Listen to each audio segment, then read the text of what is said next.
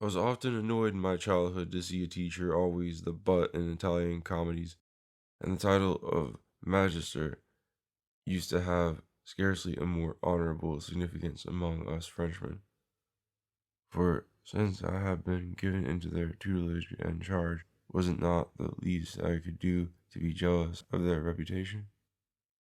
I sought indeed to excuse them on account of the natural incompatibility that exists between the common herd and people of rare and excellent judgment and knowledge, inasmuch as these two groups go entirely different ways. But I was wasting my Latin, since the finest gentlemen were those who held teachers most in contempt. Witness our good Dubélé. But I hate above all pedantic learning, and this custom is an ancient one, for Plutarch says that Greek and student were terms of reproach and contempt among the Romans. Since then, as I grew older, I found that they had a very good reason for this, and that the greatest scholars are not the wisest men. Proverb quoted by Rabelais. But how is it possible that a soul rich in the knowledge of so many things should not thereby become keener and more alert,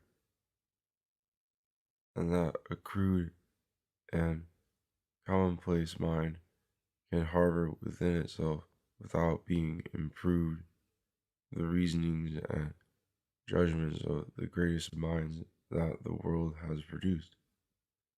That still has puzzled me.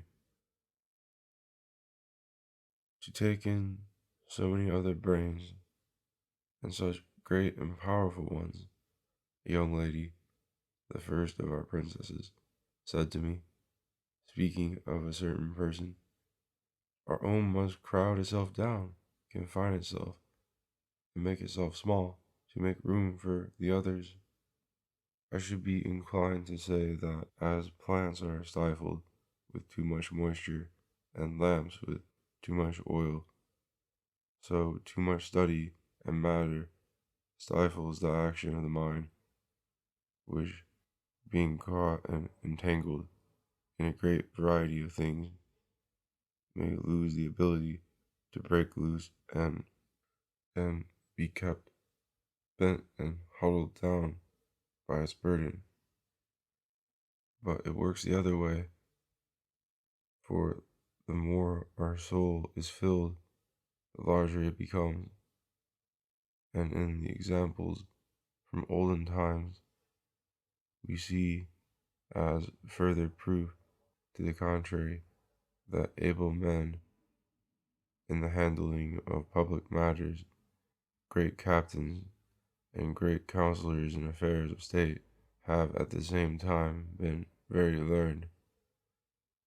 And as for the philosophers who are remote from all public occupation, they have also in truth sometimes been mocked by the comic license of their times, their opinions and ways making them ridiculous. Do you want to make them judge the merits of a case, the actions of a man? They are well prepared indeed. They are still trying to find out whether there is life, whether there is movement, whether man is something other than an ox, what it is to act and to be acted on, what kind of animals laws and justice are. Do they speak of the magistrate or speak to him? They do so with an irreverent and uncivil liberty. Do they hear their prince or a king praised? He is just a shepherd to them, idle as a shepherd, occupied in milking and fleecing his flocks, but much more roughly than a shepherd. Do you consider someone greater for owning 2,000 acres of land? They mock him, being accustomed to embrace the whole world as their possession. Do you boast of your nobility because you can count 7 rich ancestors?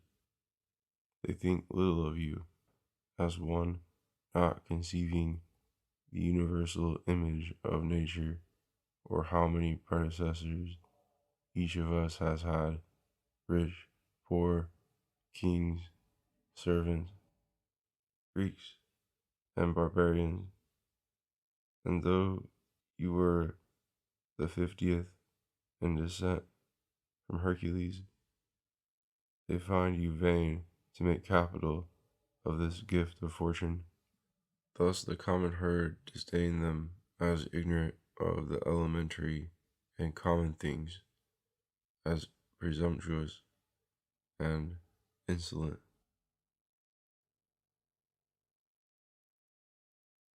But this Platonic picture is far removed from the one we need for our folk. Those men were envied as being above the common fashion, as disdaining public actions, as having set up a particular and inimitable way of life, regulated by certain lofty and extraordinary principles. These are despised as being beneath the common fashion, as incapable of public responsibilities, as dragging along behind the common herd their base life and ways. I hate men base in deeds but wise in words. Procopius. As for those philosophers, as they were great in knowledge, so they were greater still in every kind of action. And just as they tell of that geometrician of Syracuse, that having been diverted from his contemplation to put some of it into practice for the defense of his country, he immediately put into operation frightful machines and effects surpassing all human belief, though all the while disdaining all this handiwork and thinking that he had thereby besmirched the dignity of his art, of which his inventions were but the apprentice work and playthings, so that if at any time they were put to the test of action, were seen to soar on such a lofty wing that it clearly appeared that their heart and soul had been marvelously enlarged and enriched by the understanding of things. But some of them, seeing the citadel of political government seized by incapable men, have withdrawn from it. And the man who asked Crates how long it was necessary to philosophize received this answer: until it is no longer donkey drivers who lead our armies. Heraclitus resigned the kingdom to his brother and said to the Ephesians, who were reproaching him for spending his time playing with children in front of the temple, isn't it better to be doing this than to be governing the affairs of state in your company? Others whose imagination was set above fortune and the world found the seats of justice and even the thrones of kings low and vile. And after Thales had several times criticized people's concern with managing a household and getting rich, they reproached him, saying that he was doing so like a fox, because he could not attain these things. He decided, for fun, to test this out, and making his learning stoop for this once, to the service of profit and gain.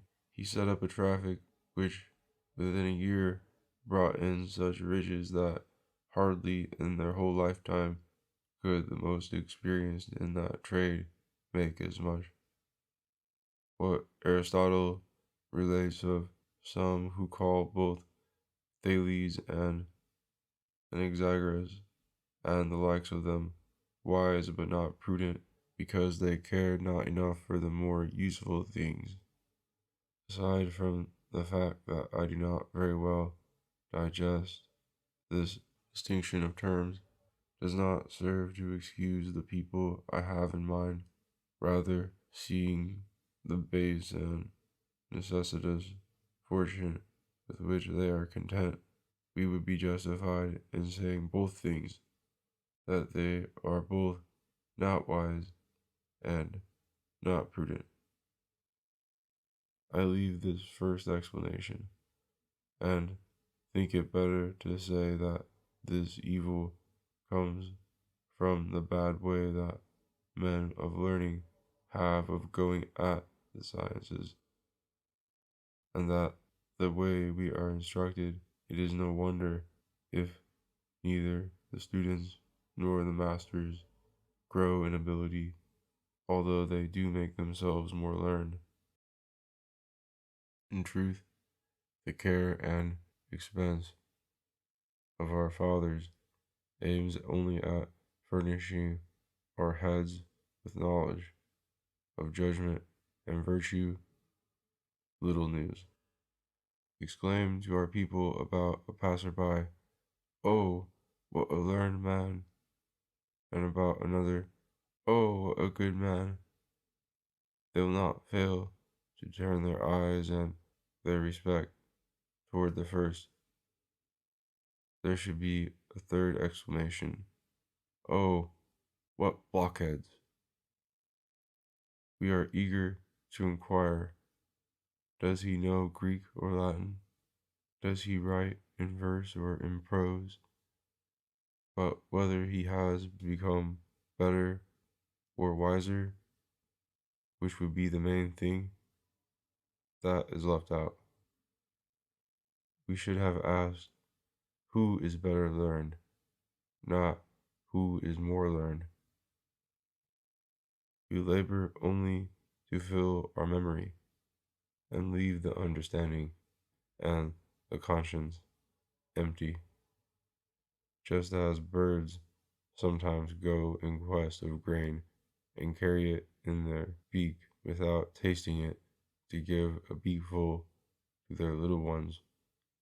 So our pedants go pillaging knowledge in books and lodge it only in the end of their lips, in order merely to disgorge it and scatter it to the winds. It is wonderful how appropriately this folly fits my case. Isn't it doing the same thing, what I do in most of this composition? I go about caging from books here and there the sayings that please me, not to keep them, for I have no storehouses, but to transport them into this one, in which, to tell the truth, they are no more mine than in their original place. We are, I believe, learned only with present knowledge, not with past, any more than with future.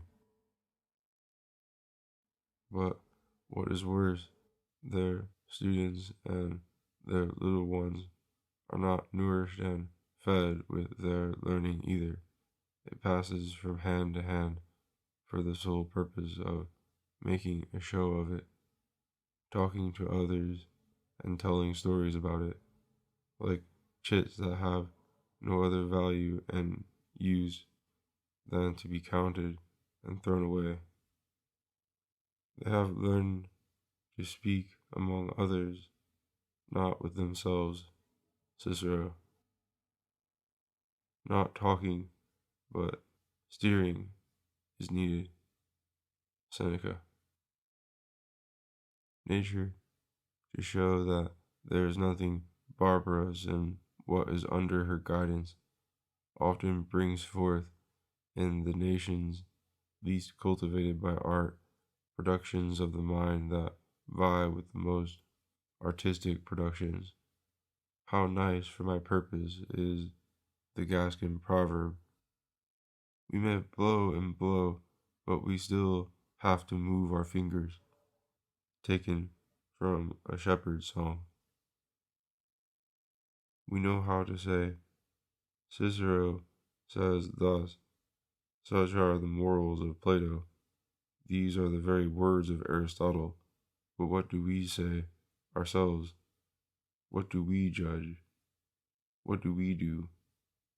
A parrot could well say as much. This habit makes me think of that rich Roman who went to much trouble and very great expense to procure men learned in every field of knowledge, whom he kept continually around him, so that when there should befall among his friends some occasion to speak of one thing or another, they should fill his place and all be ready to furnish him, one with an argument, one with a verse of Homer, each one according to his quarry. And he thought that this knowledge was his own because it was in the heads of his men, as those also do whose ability dwells in their sumptuous libraries. I know a man who, when I ask him what he knows, asks me for a book in order to point it out to me, and wouldn't dare tell me that he has an itchy backside unless he goes immediately and studies in his lexicon what is itchy and what is a backside. We take the opinions and the knowledge of others into our keeping, and that is all. We must make them our own. We are just like a man who, needing fire, should go and fetch some at his neighbor's house, and, having found a fine big fire there, should stop there and warm himself, forgetting to carry any back home. What good does it do us to have our belly full of meat if it is not digested, if it is not transformed into us, if it does not make us bigger and stronger? Do we think that Lascelles, whom books without experience made and fashioned into such a great captain, used them in our manner? We let ourselves lean so heavily on the arms of others that we annihilate our own powers. Do I want to arm myself against the fear of death? I do so at Seneca's expense. Do I want to draw consolation for myself or for another? I borrow it from Cicero. I would have got it in myself if I had been trained to. I don't like this dependent and mendicant ability. Even if we could be learned with other men's learning, at least wise we cannot be except by our own wisdom. I hate the wise man who is not wise for himself. Euripides. Whence, Aeneas, the wise man is wise to no purpose who can do himself no good, quoted by Cicero. If greedy, vain, and viler than a Euganean lamb, Juvenal. For we must not only acquire wisdom, but profit by it, Cicero. Dionysius used to make fun of the grammarians who are at pains to inquire about the troubles of Ulysses and are ignorant of their own. The musicians who attune their flutes and do not attune their morals, the orators who study to talk justice, not to do it. If our soul does not go at a better gait, if we do not have sounder judgment for all our learning, I had just as lief my student had spent his time playing tennis. At least his body would be the blither. see him come back from there after 15 or 16 years put in. There is nothing so unfit for use. All the advantage we recognize is that his Latin and Greek have made him more conceited and arrogant than when he left home. He should have brought back his soul full. He brings it back only swollen. He has only inflated it instead of enlarging it. These schoolmasters, as Plato says of their cousins, the sophists, are of all men those who promise to be the most useful to men, and who alone of all men not only do not improve what is committed to them, as does a carpenter or a mason, but make it worse, and take pay for having made it worse. If the rule that Protagoras proposed to his pupils were followed, that they should either pay him on his terms, or swear in the temple how much they valued the profit that they had received from his teachings, and compensate his pains accordingly, my pedagogues would find themselves disappointed if they trusted the sworn testimony of my experience. My Perigordian patois very comically calls these little men of learning lettres, as if to say that for us letter struck men whom letters have dealt a hammer blow, as they say. In truth, most of the time they seem to have sunk beneath common sense. For you see the peasant and the shoemaker go their way simply and naturally, talking about what they know, while these men, through wanting to exalt themselves and swagger around with this learning that is floating on the surface of their brain, are perpetually getting confused and tangled up in their own feet. Fine words escape them, but let another man apply them. They know Galen well, but the patient not at all. They have already filled your head with laws, and still have not yet grasped the crux of the case. They know the theory of all things. You find someone who will put it in practice.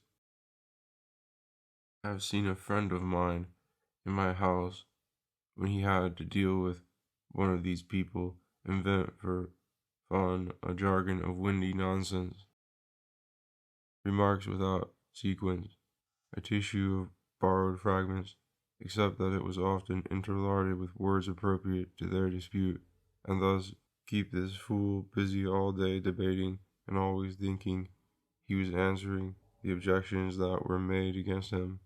And yet this was a man of letters and reputation, and wore a fine gown. O you patrician race, whose skulls are blind, watch for the grimaces that lurk behind. Perseus. Whoever will closely observe this sort of people, who are very widespread, will find, as I have, that most of the time they understand neither themselves nor others, and that they have a full enough memory, but an entirely hollow judgment, unless their nature has of itself fashioned it otherwise, as I have seen in Adrianus Turnabus, who, having had no other profession but letters, in which, in my opinion, he was the greatest man that has been in 1,000 years, had nevertheless nothing pedantic about him but the gown he wore, and a certain external mannerism that might not be civilized by a courtier's standard, which are things of no importance. And I hate are people who find it harder to tolerate a gown awry than a soul awry, and judge a man by his bow, his bearing, and his boots. For inside he was the most polished soul in the world. I have often deliberately launched him on topics remote from his practice. He saw into them so clearly, with so quick an apprehension, so sound a judgment, that it seemed as if he had never practiced any other profession than war and affairs of state. Those are fine, strong natures. Those are fine, strong natures, for whom, with art benign, Prometheus shaped a heart of clay more fine. Perseus, which hold fast through a bad education. Now it is not enough for our education not to spoil us, it must change us for the better. There are some of our parliaments which, when they have to admit members, examine them only on their learning. The others add also a test of their sense by presenting them with a case for judgment. These seem to me to have a much better method, and even though both parts are necessary and both must be present, still in truth it is a fact that learning is less valuable than judgment. The latter can do without the former, and not the former without the latter. For as that Greek verse says, knowledge is nothing if the mind's not there. Sabaeus, what is the use of learning if understanding is absent? Would God that, for the good of our justice, those bodies were as well furnished with understanding and conscience as they are with learning. We learn not for life, but for the schoolroom. Seneca. Now we must not attach learning to the mind. We must incorporate it.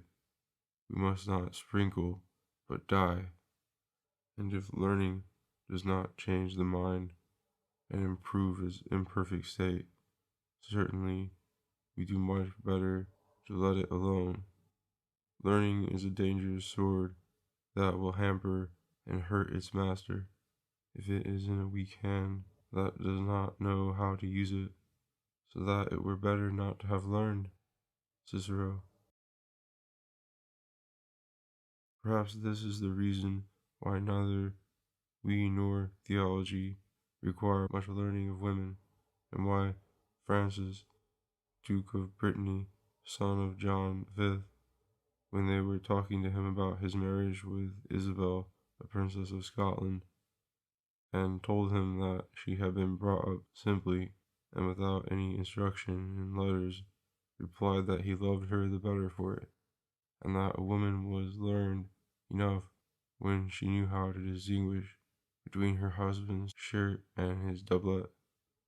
And so it is not so great a wonder as they claim that our ancestors took no great account of letters, and that even today they come in only by chance in the principal councils of our kings, and if the aim of getting rich by them, which alone is set before us today by means of jurisprudence, medicine, teaching, and even theology, do not maintain them in credit, you would undoubtedly see them in as wretched condition as they ever were.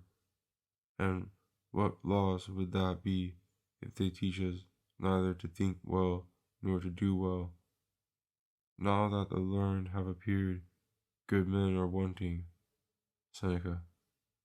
Any other knowledge is harmful to a man who has not the knowledge of goodness.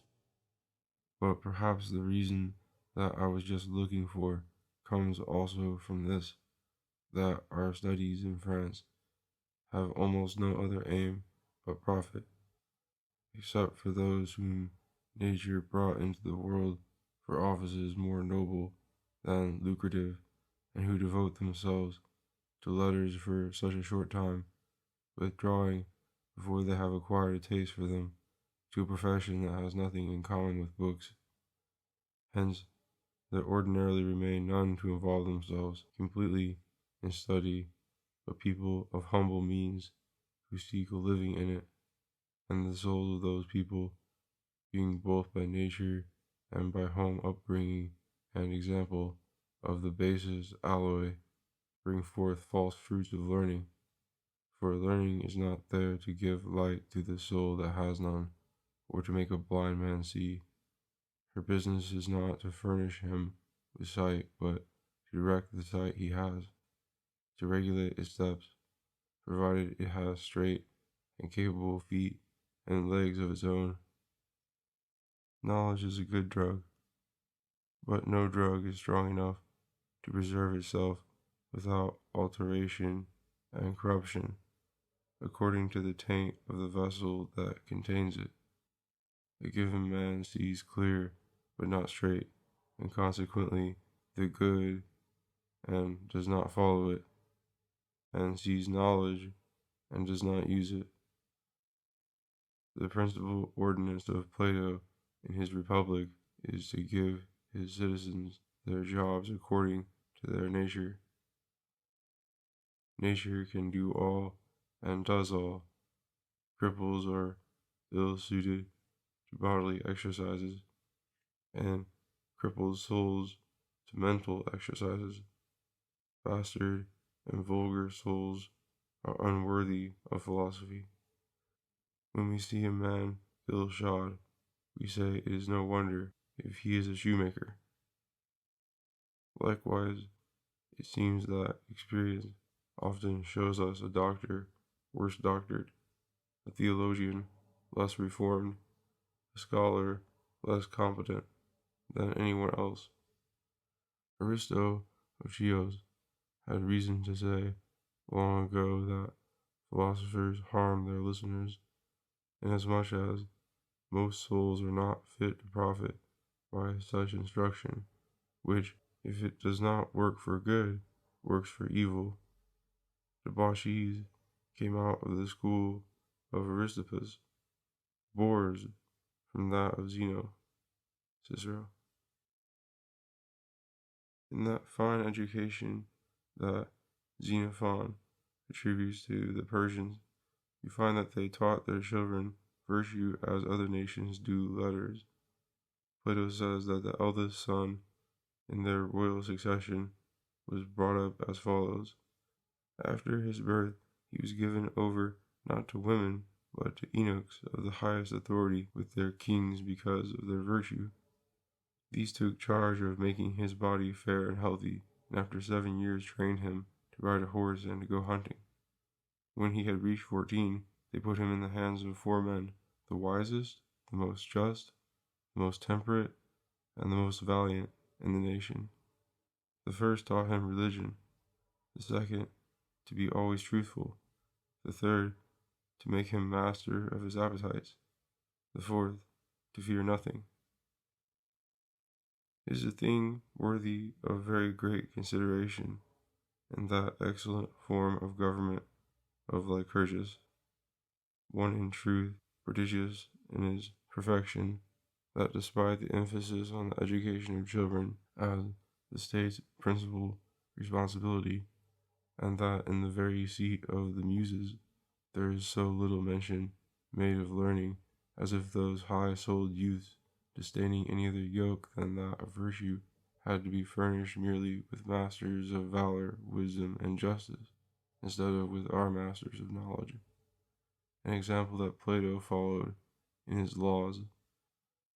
The method of their teaching was to ask them questions on their judgment of men and their actions, and if they condemned or praised this person or that deed, they had to reason out what they said, and by this means they both sharpened their understanding and at the same time learned what was right. Astages in Xenophon asked Cyrus for an account of his last lesson. It was this, he says: in our school, a big boy who had a small coat gave it to one of his schoolmates who was smaller, and took away his coat, which was larger. Our teacher having made me judge of this dispute, I judged that things should be left in that state, and that both seemed to be better suited in this way, whereupon he pointed out to me that I had done badly, for I had stopped at considering fitness, whereas I should first of all have taking care of justice, which willed that no one should be forced in regard to what belonged to him. And he says that he was whipped for it, just as we are in our villages, for have forgotten the first eras of